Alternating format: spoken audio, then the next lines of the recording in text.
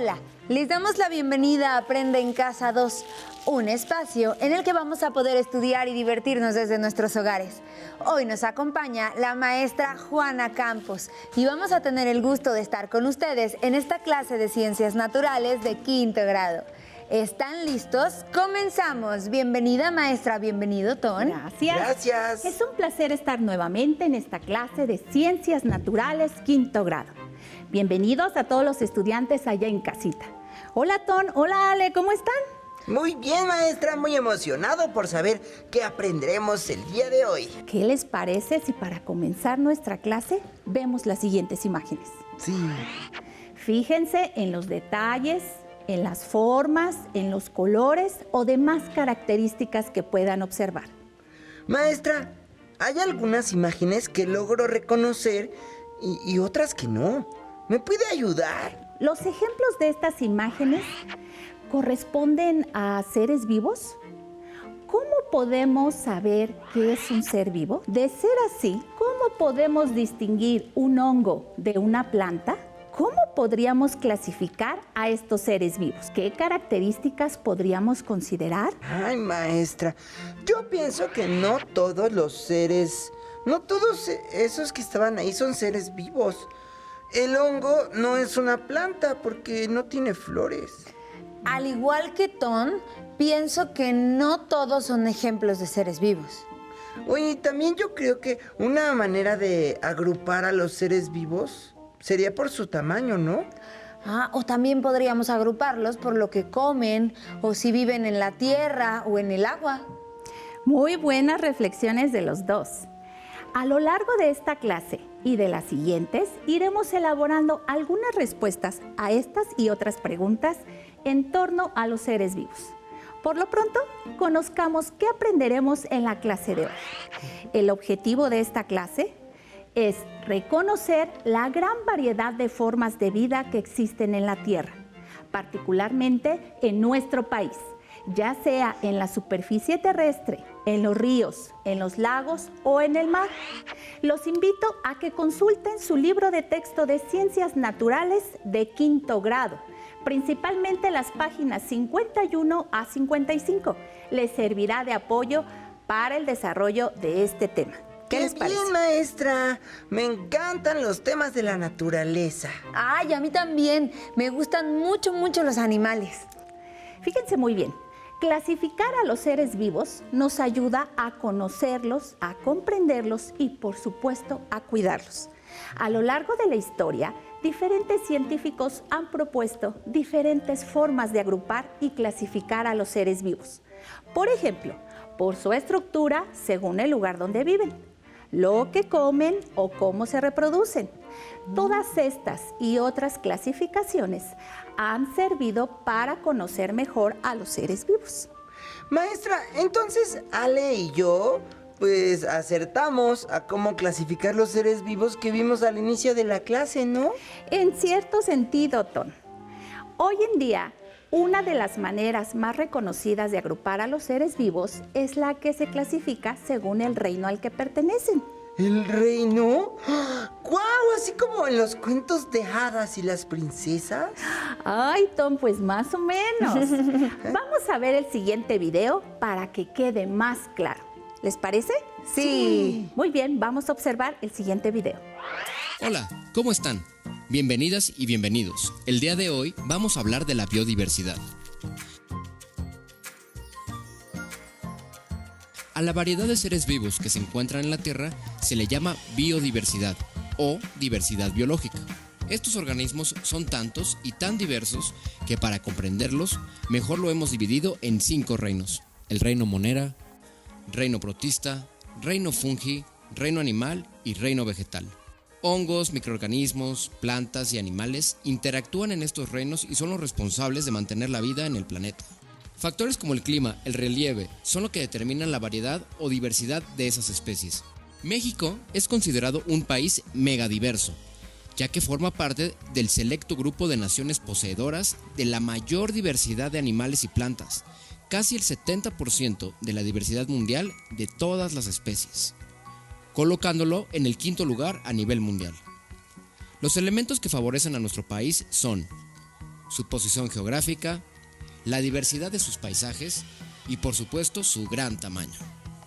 Observa el mapa de México e identifica los diferentes ecosistemas que conforman su biodiversidad. Encontramos desiertos, zonas semiáridas, planicies, selvas cálido-húmedas, selvas cálido-secas, sierras templadas, entre otras. Interesante, ¿no lo creen? Nos vemos y hasta la próxima. Qué interesante. Muy ¿Les pareció? interesante. Sí. Fíjense que la clasificación de los seres vivos en reinos se basa en unas características comunes y generales de las especies, como por ejemplo su organización celular, su reproducción, nutrición, cómo se mueven y cómo respiran. Maestra, ¿nos podría dar algunos ejemplos de seres vivos de estos reinos? Claro que sí, Tom. Vamos a observar las siguientes imágenes. Tenemos el reino Monera y tenemos como ejemplo a las bacterias. El reino protista y tenemos como ejemplo a las amibas. El reino fungi como los hongos o setas. El reino vegetal que se refiere a la gran variedad de plantas. Al reino animal, a todos los animales, donde también entran los humanos, conocidos también como animales racionales. ¿Qué? ¿Cómo que las bacterias son seres vivos? Así es, Tom. Y algunas de las bacterias las podemos encontrar en el yogur que comemos en el desayuno. También los hongos del reino fungi son seres vivos. Algunos sí son comestibles, pero otros no. ¡Wow! Maestra, ahora sí estoy muy sorprendido de cuántos seres vivos puede haber. Oye, yo pensaba que solo había plantas y animales. Y como pudimos ver en el video, además de que existen diferentes tipos de seres vivos, estos forman parte de un ecosistema. ¿Ecosistema? ¿Qué es eso, maestra? Un ecosistema, Tom, es un lugar en donde conviven, se relacionan diferentes seres vivos entre sí y también con factores como la temperatura, la luz, la humedad, la salinidad, la presión y las corrientes del medio. Las especies de un ecosistema, como bacterias, hongos, plantas o animales, dependen unas de otras.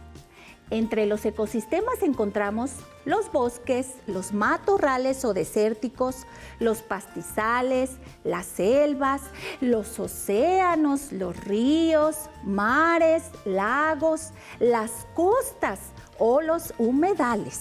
¡Guau! Vaya que sí son muchos los lugares donde encontramos seres vivos.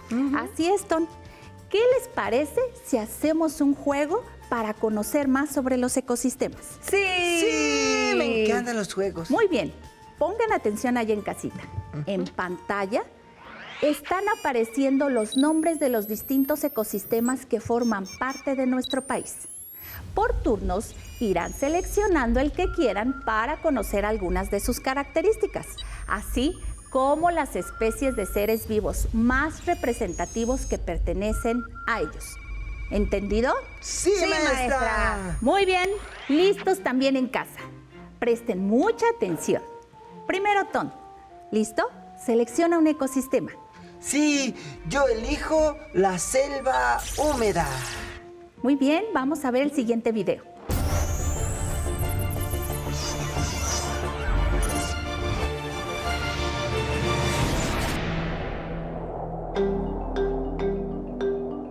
Diversidad de sabores. Selvas húmedas. Las selvas húmedas son también conocidas como selvas altas o bosques tropicales. Es el ecosistema representativo del sureste mexicano. Ocupa poco, tan solo 5% del país. El calor y la humedad son constantes durante todo el año. Son las comunidades vegetales más exuberantes del país y están formadas por árboles de más de 30 metros de alto, como la ceiba, el olmo, la caoba y el ramón. También abundan las lianas, palmas, epífitas y las plantas trepadoras. La gran mayoría de las especies de plantas conserva sus hojas todo el año. El clima cálido y las lluvias constantes permiten que la vegetación sea muy abundante. misma que provee de hogar a especies importantes como la legendaria guacamaya roja, el zopilote rey, el hormiguero, el gran tapir, el mono aullador, la temible nauyaca y gran variedad de anfibios como la misteriosa rana de ojos rojos. Los servicios ambientales que nos brindan son esenciales, como la captación de agua y la generación de oxígeno. Ahí se concentra la mayor diversidad de mamíferos de México y, por si fuera poco, ayuda a mitigar los efectos del cambio climático. En los ambientes tropicales húmedos es donde se dan las mieles más ricas, ya que las abejas polinizan más de 100 especies de plantas de estas zonas.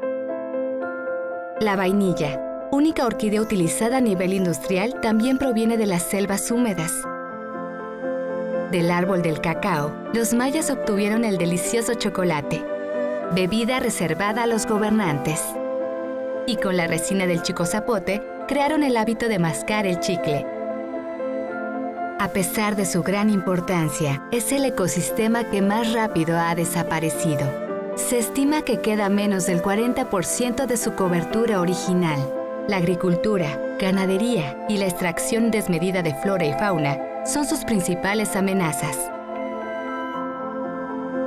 Cuando disfrutes de un chocolate caliente y un pan con miel, un helado de vainilla o saborees un chicle, recuerda que es gracias a las selvas húmedas. Maestra, pero ¿cuántos seres vivos viven en la selva? Estoy muy sorprendido. Sí, Ton, yo también estoy muy sorprendida. Imagínate las especies que viven en las selvas. Bien, pues ahora es turno de Ale. ¿Cuál ecosistema eliges, Ale? Yo elijo pastizales. Vamos a ver el video de pastizales.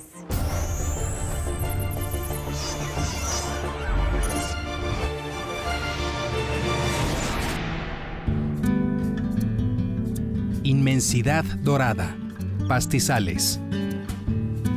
Los pastizales son conocidos en otras partes del mundo como estepa, pampa, sabana o pradera y se encuentran en regiones semiáridas. Ocupan el 6% del territorio nacional y están muy extendidos en el noroccidente del país. En estos ecosistemas, las comunidades vegetales predominantes son los pastos con árboles y arbustos, escasos y muy dispersos. Las principales especies de pastos se conocen como navajita, popotillo y distintas variedades de zacate, como el overo, el llanero y el colorado. Estos ecosistemas son muy importantes porque en ellos viven especies prioritarias para la conservación, como el berrendo, el mamífero terrestre más veloz de América. Puede correr a más de 80 kilómetros por hora. El simpático perrito llanero mexicano, pariente cercano de las ardillas, y solo vive en México. El poderoso bisonte, el mamífero terrestre más grande de América, recientemente reintroducido en los pastizales de Chihuahua. Y aves como el buhito llanero, que a diferencia de otros búhos, es activo durante el día y usa las madrigueras abandonadas de perritos llaneros como refugio. En los pastizales también habitan reptiles, como tortugas, serpientes de cascabel, lagartijas y gran cantidad de insectos. Existe otro tipo de pastizal con una distribución más restringida y se conoce como páramo de altura o zacatonal alpino. Se distribuye en las montañas más altas de México. Aquí abundan los zacatones amacollados y son el hogar de especies endémicas como el gorrión serrano y el conejo de los volcanes. Por su fácil acceso, los pastizales han sido dramáticamente reemplazados por zonas agrícolas y ganaderas. Su conservación es de gran importancia porque son fuente de producción de alimento y contribuyen sustancialmente a la recarga de mantos acuíferos. Cuando te comas una deliciosa arrachera mexicana, recuerda que es gracias a los magníficos pastizales. Maestra, qué interesante saber que en los pastizales vive el bisonte, el mamífero más grande de América. Así es, Ale.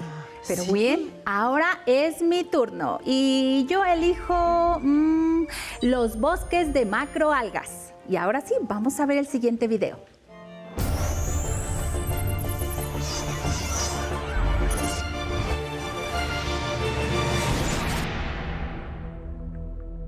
altas, ondulantes y delgadas. Bosques de algas gigantes. Los bosques de algas gigantes se conocen también como bosques de kelp, bosques de sargazos o bosques de laminariales. En México se desarrollan principalmente en las costas de la península de Baja California, Golfo de México y Mar Caribe. Estos bosques submarinos están formados principalmente por algas pardas de gran tamaño y algas de tonalidades rojas y verdes. Pueden llegar a medir hasta 30 metros de altura en su búsqueda de los rayos solares. Son hogar de una gran cantidad de organismos de gran importancia pesquera. Su productividad es comparable a los arrecifes de coral, humedales y selvas tropicales. Aquí viven los carismáticos lobos marinos, que entre luz y sombra se deslizan en toda su longitud en el ondulante bosque.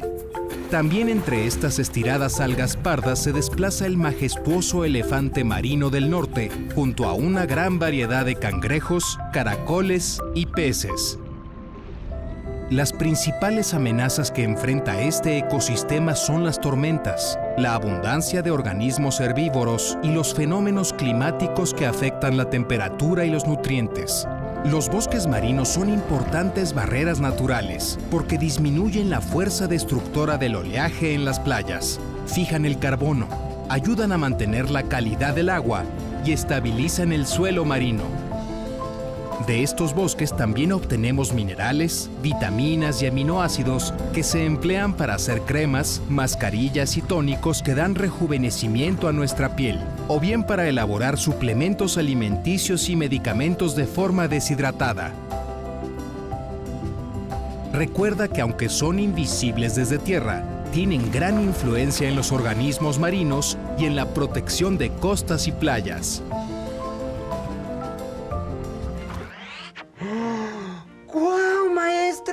No sabía que en el mar también hay bosques. Son bosques marinos. ¡Wow! Estoy muy sorprendido.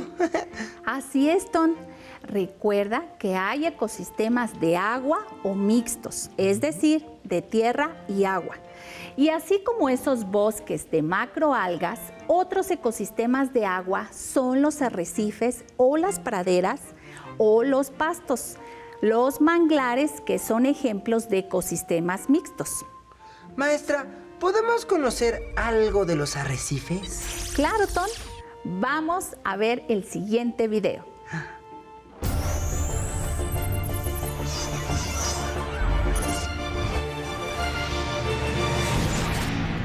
Es complicado tratar de explicar lo bellos y lo dinámicos que pueden ser los arrecifes. Los arrecifes son muy importantes como sitios de resguardo para muchas especies de importancia pesquera. Son la primera defensa contra los huracanes, contra la fuerza del mar. Los arrecifes son de los ecosistemas más diversos que existen en el planeta, o al menos lo eran. Mi nombre es Mauricio Martínez Clorio, trabajo en el grupo de monitoreo marino de la Conavio. Estamos evaluando la cobertura de coral a lo largo del sistema arrecifal. La idea es generar cartografía base para apoyar la toma de decisiones en torno al ecosistema arrecifal. Tenemos que cubrir prácticamente todo el arrecife mesoamericano mexicano, desde Cancún hasta Chetumal, y en esta ocasión estamos en la reserva de la biosfera de Siancán. Se hace una descripción de las especies que se encuentran, su abundancia, y además se documenta el fondo también con una serie de fotografías. Entonces visitamos lo que consideramos son los rasgos más característicos del arrecife y relacionamos esa información que tenemos en campo con lo que la imagen de satélite y los softwares de información geográfica son capaces de reconocer. Si solo utilizamos imágenes de satélite sería como hacer ciencia ficción, ¿no? Nos apoyamos con las comunidades para darle un sentido de más pertenencia.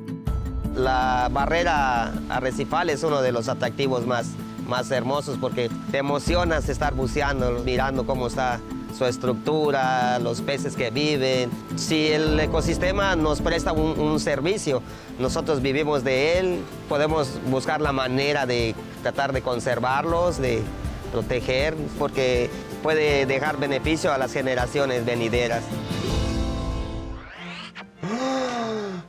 Pero qué increíble es que los arrecifes sean una barrera contra huracanes.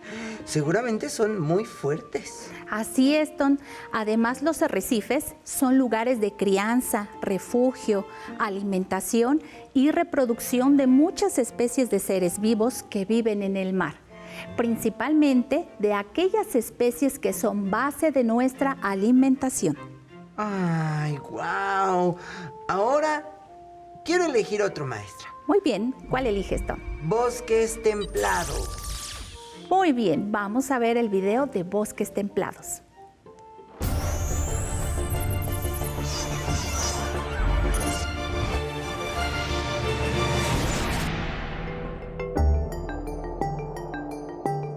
Centinelas del futuro. Bosques templados. Los bosques templados agrupan principalmente a los bosques de pinos, de oyamel y de encinos. Son los ecosistemas forestales mejor adaptados a las bajas temperaturas y capaces de colonizar altitudes superiores a los 3.400 metros sobre el nivel del mar. Estos bosques ocupan el 16% del país. Los bosques templados de México poseen la mitad de los pinos del mundo y la tercera parte de los encinos. Se estima que en estos bosques viven cerca de 7,000 especies de plantas. Además, gran variedad de fauna como el gato montés, el venado cola blanca, la zorra gris, conejos, roedores, víboras de cascabel, pájaros carpinteros y también son hogar de la emblemática águila real. En el centro de México, los bosques de oyamel son el destino invernal de la extraordinaria migración de la mariposa monarca. También, los bosques templados fueron el hogar del carpintero imperial, el más grande del mundo, el oso grizzly y el lobo gris mexicano. Las 3 especies desaparecieron el siglo pasado debido a la tala, la cacería y el envenenamiento.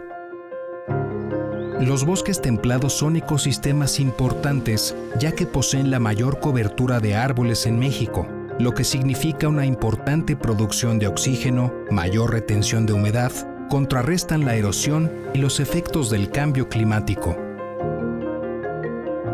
En México existen muchas comunidades que aprovechan sustentablemente la madera de los bosques templados.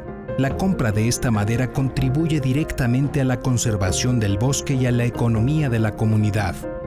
La principal amenaza de estos bosques es la tala ilegal, el sobrepastoreo, los incendios y la agricultura. Cuando compres muebles de madera, asegúrate que provengan de bosques certificados. Así es, Tom. En México somos muy afortunados, ya que pertenecemos a la lista de los países megadiversos. Ocupamos el 5º lugar entre más de 190 países. ¡Wow! Está increíble, maestra. Yo me siento muy orgullosa de ser mexicana y de poder disfrutar de todos estos ecosistemas. Qué bueno, Ale, espero que les haya gustado la clase. ¡Muchísimo! Muchísimas gracias, maestra Juanita. Muchísimas gracias, Tom. Ha sido un placer estar con ustedes. Hemos terminado con Los seres vivos somos una gran familia. Espero que lo hayan disfrutado tanto como nosotros. Hasta la próxima. A continuación, pero antes vamos a una cápsula musical.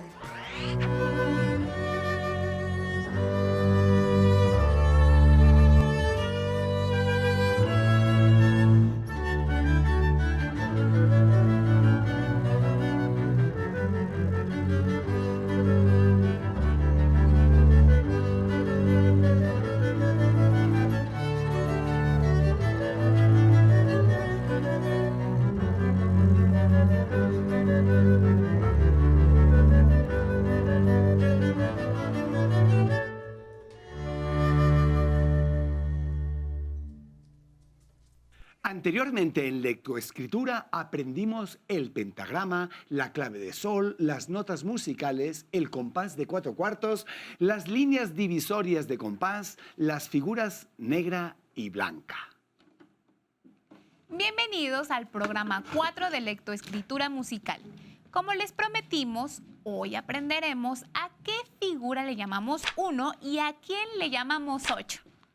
Le llamamos 1.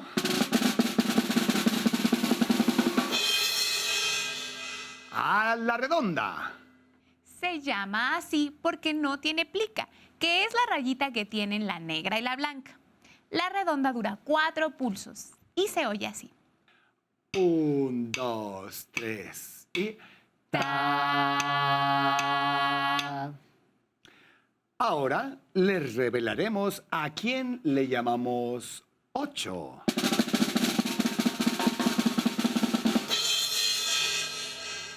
A la corchea. La corchea dura medio pulso, es decir, en cada pulso entran 2 corcheas y se oye así. 1, 2, 3 y... ta, ta, ta, ta, ta, ta, ta, ta. Ok, repasemos mirando esta tabla.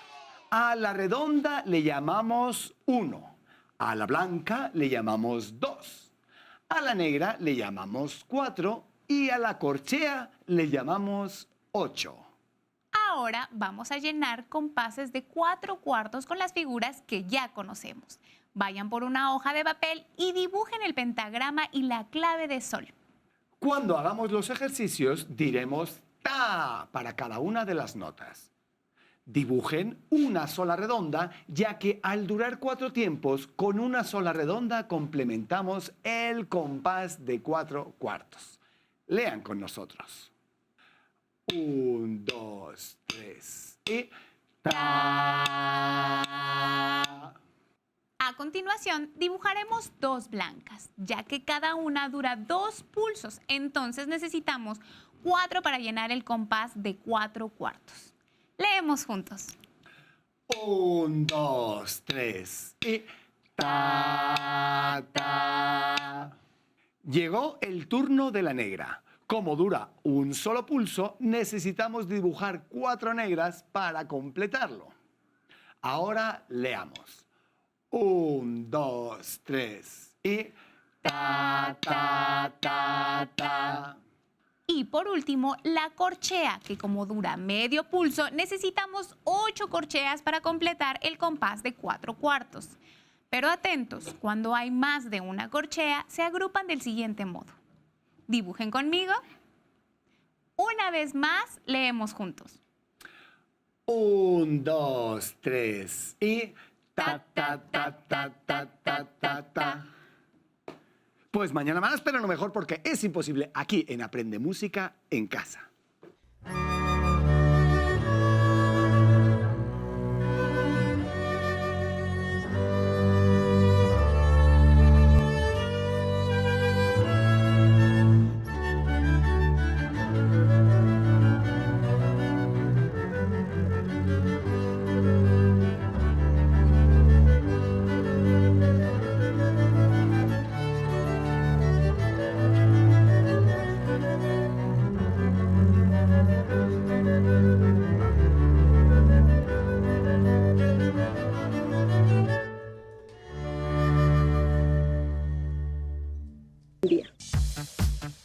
Si no tienes el libro de texto o necesitas ayuda para responder las preguntas, contáctanos.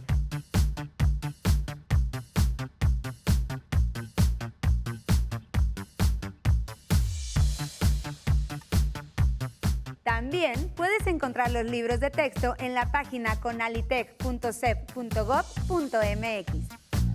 Si quieres volver a ver el programa de Aprende en Casa, lo puedes encontrar en la siguiente liga, aprendeencasa.cep.gov.mx.